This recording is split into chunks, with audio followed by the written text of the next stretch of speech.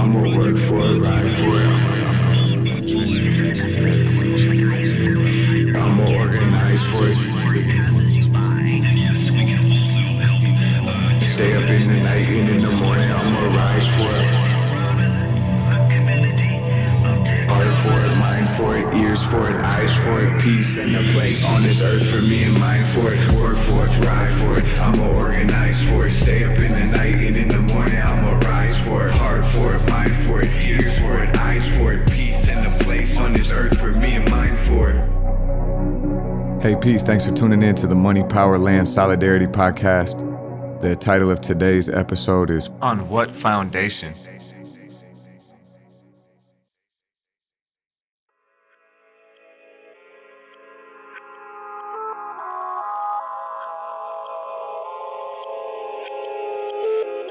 The nonprofit system is an expression of corporate owning class power.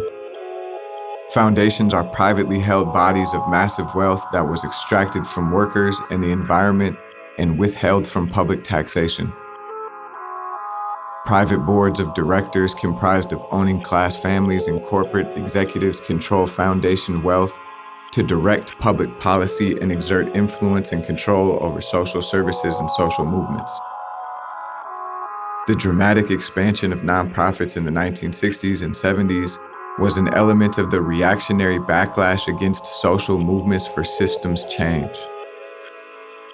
Corporate foundations began to pour money into activist groups in order to co-opt and restrict the growing anti-capitalist, socialist, and communist power of the civil rights, queer, feminist, and ecological movements. The ruling class consciously deployed grant money and fellowships as a subtle form of repression that offered salaries and budgets in exchange for a purging of radicals and an acceptance of capitalist control over strategy, tactics, and goals. Nonprofits are a foundational element of the neoliberal consensus that has reigned since Richard Nixon. The ultra-capitalist ideology of neoliberalism believes that the private market and corporations are the rightful organizers of all facets of life. So rather than taxing corporations to provide for the social good with programs like universal health care, public housing, and a public sector economy, the neoliberal ruling class prefers corporations withhold their taxes by placing them in foundations, starving the public sector and allowing private foundations and nonprofits to fill the void with their own ideas on how poor people should live and work.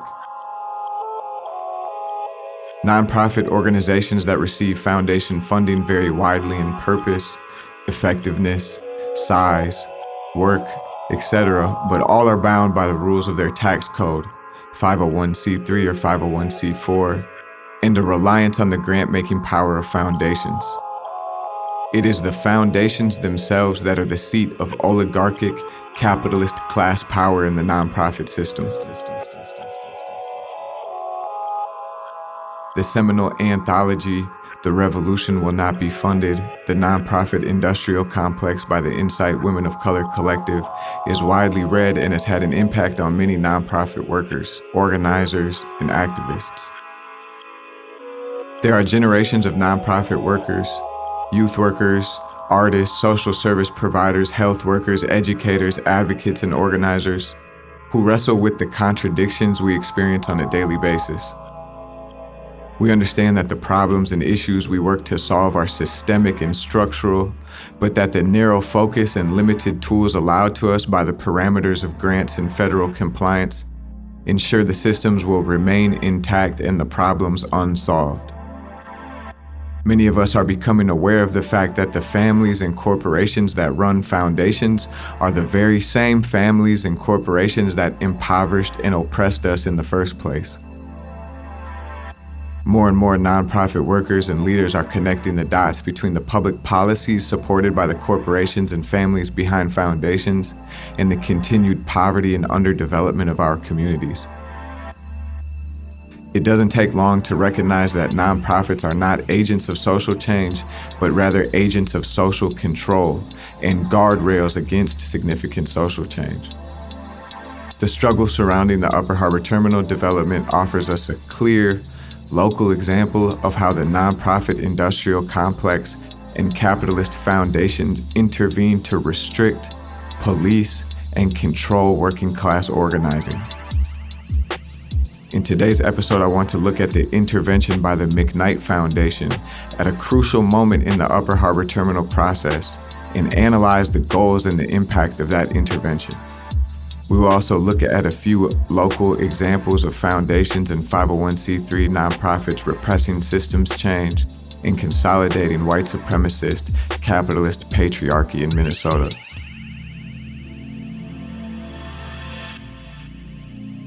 Also, we're going to end on some thoughts around how we can organize inside, outside, and against the nonprofit industrial complex. The question guiding us for this episode is, on what foundation can a movement for justice stand?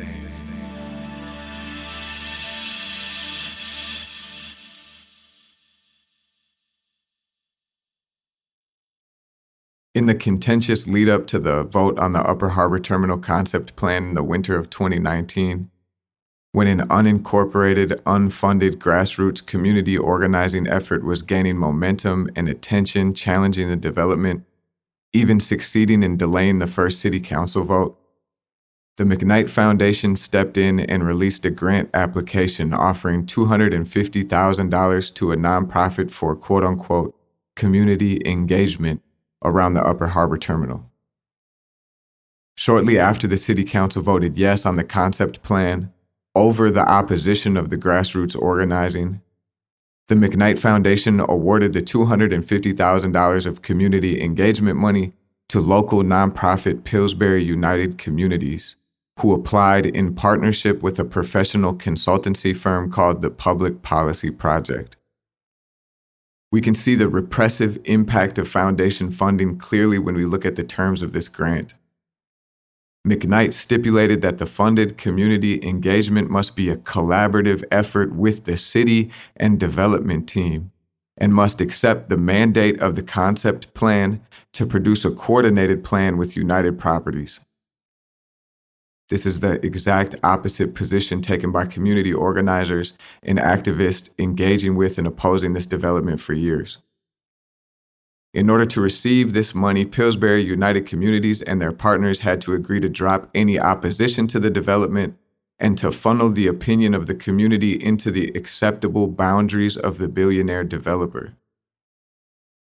As soon as the unfunded organizing gained enough momentum to delay the city council vote, the capitalist class foundation stepped in with six-figure grants to defang and to moderate the opposition. It is worth noting that one of the ad hoc groups that had been working for months to challenge the project did apply for the McKnight funding, but were denied in favor of previously uninvolved Pillsbury United Communities and the consultant. With one grant, the McKnight Foundation and city were able to inject a team of well-funded professionals into the process to manage dissent and isolate community members opposed to the development plan.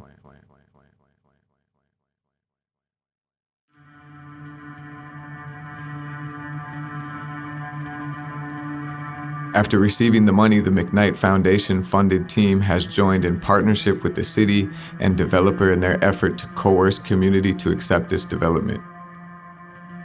The $250,000 worth of community engagement has taken the shape of learning tables, 4-hour-long monthly meetings where the community can come to learn about the project. These meetings are planned and facilitated in partnership with the city and the billionaire developers. I've been at almost all of these meetings, and much critique of the development from a variety of voices and perspectives has been raised in these learning tables. And without exception, the foundation-funded facilitation team has insisted the community cannot say no to this development, that they must honor the mandate of the concept plan and the terms of the agreement with United Properties. This is a real-time example of foundations serving their primary function: political and ideological censorship. The McKnight Foundation's primary aim with its grant was to ensure that the community didn't get any big idea.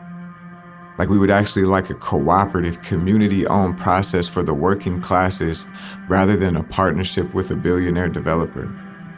If you remove the class interest of the ruling elite from the room, the community has every reason and right to reject the terms of the exclusive rights agreement and to continue to build the grassroots oppositional political power to get something better at the Upper Harbor.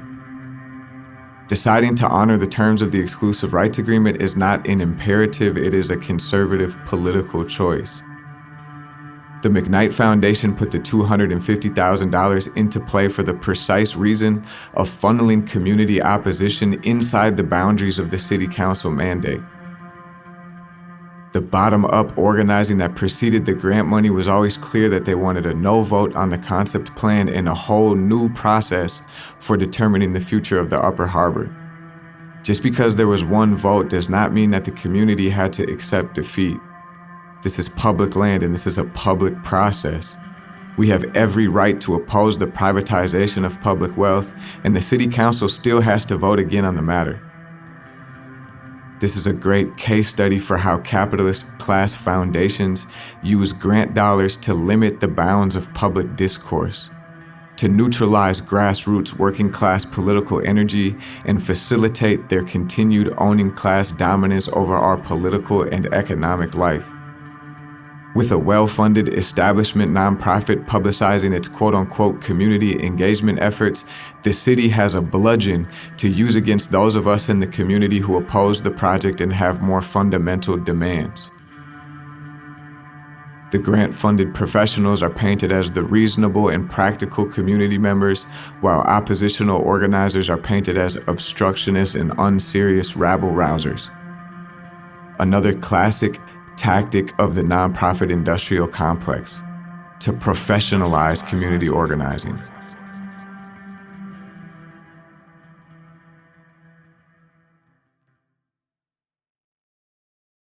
In order to fully consider the potential for what is possible at the Upper Harbor Terminal and in our politics and the economy at large, we must be able to consider the rich and dynamic traditions of socialist, cooperative, collective economics and the revolutionary power of working class people acting on our own vision and interests. Foundations give grants precisely to place boundaries on our political thought and action. No serious anti-capitalism is to be allowed. In order to flesh out this analysis a little further, I want to take the opportunity to offer a few other local examples of the nonprofit industrial complex working to forestall change and reinforce the oppressive status quo.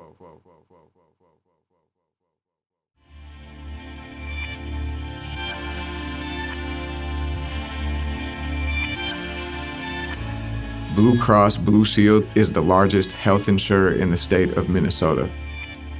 A subsidiary of Stella, a multi-billion-dollar health industry conglomerate, Blue Cross Blue Shield is the state's largest profiteer off of our oppressive and regressive healthcare system.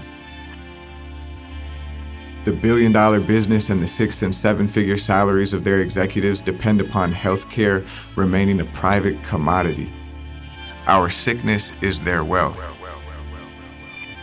Blue Cross Blue Shield also operates two of the largest and most influential foundations in the state of Minnesota, the Blue Cross Blue Shield Foundation and the Center for Prevention. We can look at the relationship between Blue Cross Blue Shield's business and their foundations to see the repressive dynamic of the nonprofit industrial complex laid bare. The Blue Cross Blue Shield Foundation puts millions of dollars of grant money every year into oppressed communities in the name of quote-unquote health equity. Community orgs use these grants to soften the edges of our brutal healthcare system, training folks in self-care options, offering nutritional training and running dietary programs, promoting active lifestyles, etc. But what those grants are sure never to do is promote organizing or advocacy for single-payer universal health care. This is a crystal clear example of foundations using their tax-shielded dollars to dull the pain of oppression while accomplishing their main goal, sending working people off the trail of substantive, fundamental political and social change. After Donald Trump was elected in 2016, the Blue Cross Blue Shield Foundation publicly redoubled their commitment to health equity and framed it in terms of quote-unquote health power. They were stepping up to the plate to support communities dealing with the increased stress and trauma of the Trump regime. What was not included in the grant language was the fact that at the same time, Blue Cross Blue Shield's insurance arm was cutting its coverage for mental health services, citing a spike in claims for therapy since 2016 that were cutting into Blue Cross's revenue. Blue Cross Blue Shield not only cut its mental health coverage, but went so far as to demand back pay from small therapists who they said they had overpaid while the coverage cuts were pending. The foundation's grand health equity language serves as public relations coverage for the brutal slashing of mental health care that the company's profits demanded. The function of ideological and political censorship must be highlighted here. Many organizers, advocates, and activists are paid with Blue Cross Blue Shield's money, steeped in a language of health equity and access and self-care, and prevented from considering or organizing for the obvious and clear structural solution to the health crisis we face: single-payer universal health care. Single-payer universal health care is the socialist solution to the capitalist problem that is our sickness industry. Single-payer starts from the assertion that healthcare is not a commodity to be withheld and sold for a profit, but a basic human right to be collectively managed and protected. That is precisely why Blue Cross Blue Shield doles out grants, to prevent organized community from making that fundamental shift which threatens their billions in sickness profits. Foundations are designed to extinguish anti-capitalist thinking and safeguard the ruling class.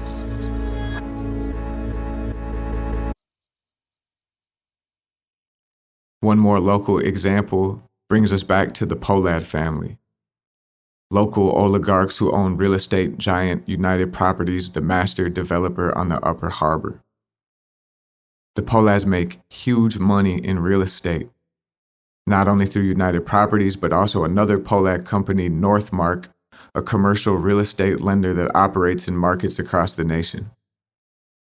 The Pohlads also run one of the most influential foundations in Minneapolis, the Pohlad Family Foundation, where hundreds of millions of dollars are sheltered from taxes and controlled by a small group of family members.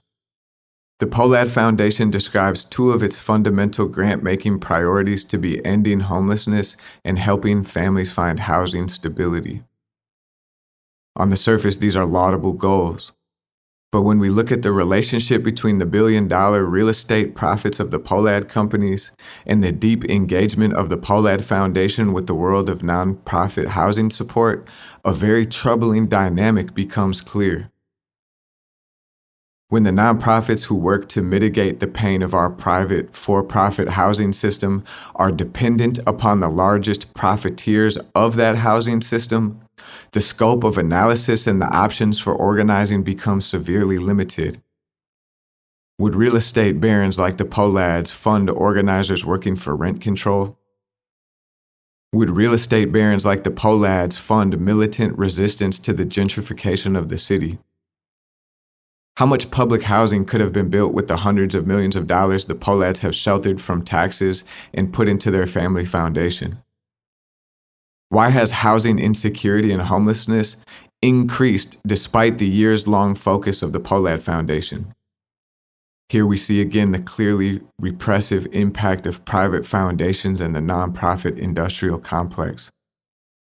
The Pohlads make millions every year by increasing rents and developing luxury housing, while at the same time use their foundation to set the boundaries of resistance against the violence of the real estate industry.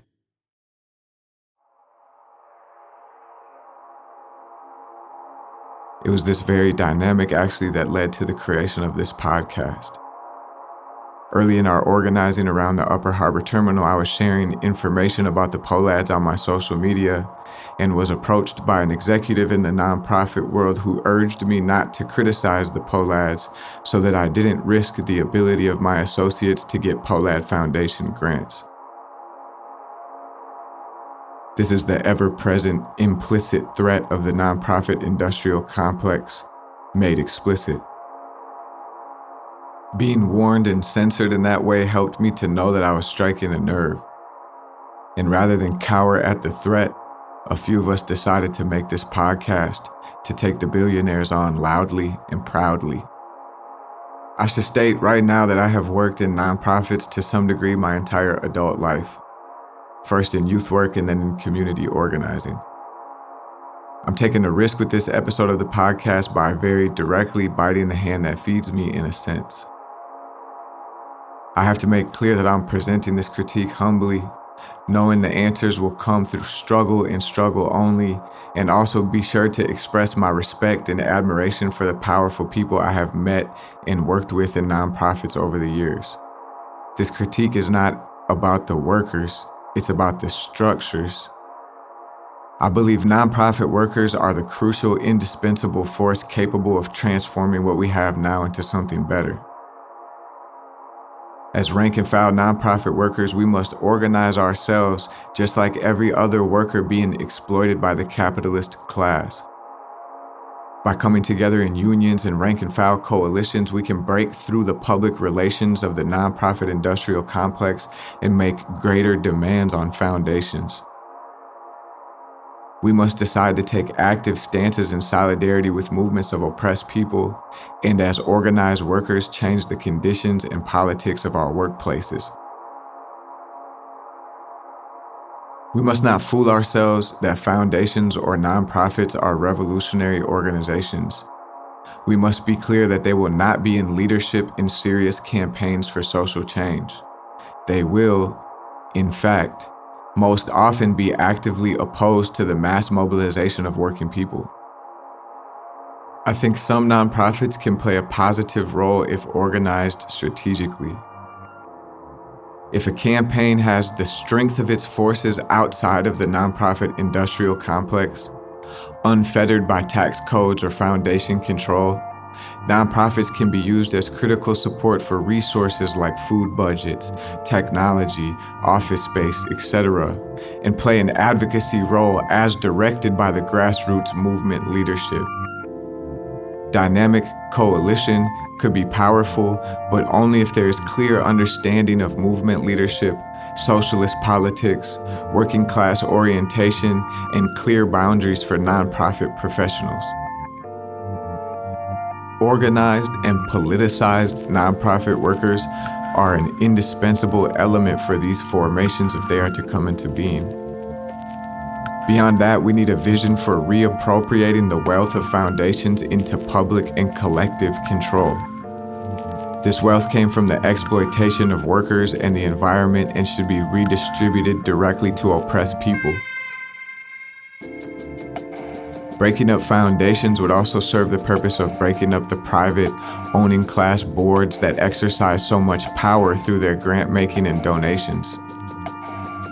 Just like the hoarded wealth, oligarchic social power must also be redistributed so that we can have a genuine working-class democracy. We don't need owning class grants to organize. People's movements have used dues, collective savings, collective business, and many other creative ways to sustain our fights for generations. We must be able to resist the allure of big grants and claim our power of self-determination. Ground-level organized people, ground-level organized money, and international, multiracial revolutionary solidarity. That's our best, most solid foundation on which to stand. Thanks for tuning in. Money, power, land, solidarity.